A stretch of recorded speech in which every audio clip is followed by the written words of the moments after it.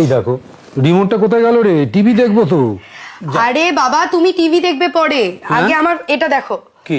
এই দেখো আমার টাকা এসছে প্রায় 3000 টাকা সব মিলিয়ে। বাবা তো টাকা পেয়ে দেখছি খুব খুশি রে। তা খুশি হব না? তুমি আমার লাস্ট কবে হাত খরচা দিয়েছো বলো তো? আর ফ্রিতে এতগুলো টাকা পেয়েছি তো খুশি হব না? কি বলছো? পৃথিবীতে কোনো জিনিস ফ্রিতে পাওয়া যায় না, তার জন্য দাম দিতে হয়, ইন্টারেস্ট দিতে হয়। মানে ধর তুই একটা চিপস কিনতে গেলি, তার জন্য তোকে দাম দিতে হবে। তারপরে এই যে তুই মনে মনে ভাবছিস যে তুই এখন পড়াশোনা না করে বন্ধুদের সাথে আনন্দ করতে যাবি, তার জন্যও তোকে দাম দিতে হবে। কিভাবে জানিস? কিভাবে?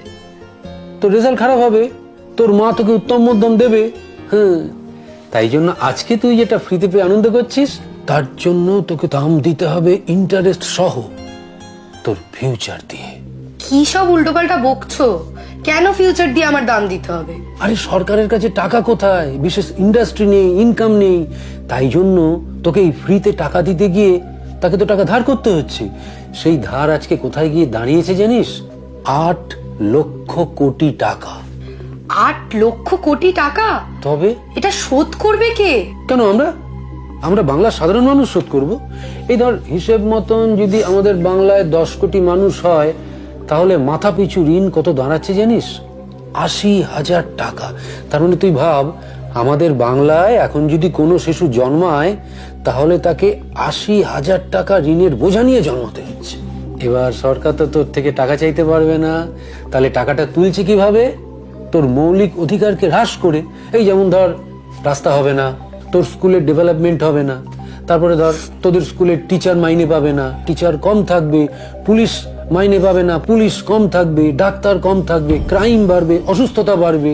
কেন না? তোকে তো চাকরি দেবে কি করে? তো সরকারের তো তোকে চাকরি দেওয়ার, মাইনে দেওয়ার ক্ষমতা নেই, টিচারকে মাইনে দেওয়ার ক্ষমতা নেই, পুলিশকে মাইনে দেওয়ার ক্ষমতা নেই। তাই জন্যই তো আমাদের রাজ্যে এত শূন্য পথ। কি বলছো বাবা? এভাবে তো ভেবে দেখিনি। এখন থেকে ভাবতে হবে, তুমি বড় হচ্ছ, এই জন্যই তো বলছি, এই পৃথিবীতে কিচ্ছু ফ্রিতে পাওয়া যায় না, তার জন্য দাম দিতে হয়, ইন্টারেস্ট দিতে হয়। তোর ফিউচার সেই দাম ইন্টারেস্ট দিচ্ছে তোর মৌলিক অধিকারগুলোকে জলাঞ্জলি দিয়ে, বাংলার উন্নয়নের বিনিময়। মোদ্দা কথা কি দাঁড়ালো? তুই তোর সমস্ত মৌলিক অধিকার জলাঞ্জলি দিয়ে প্রতি মাসে ইএমআই ভরছিস। বুঝলি? জেগে ওঠো বাঙালি।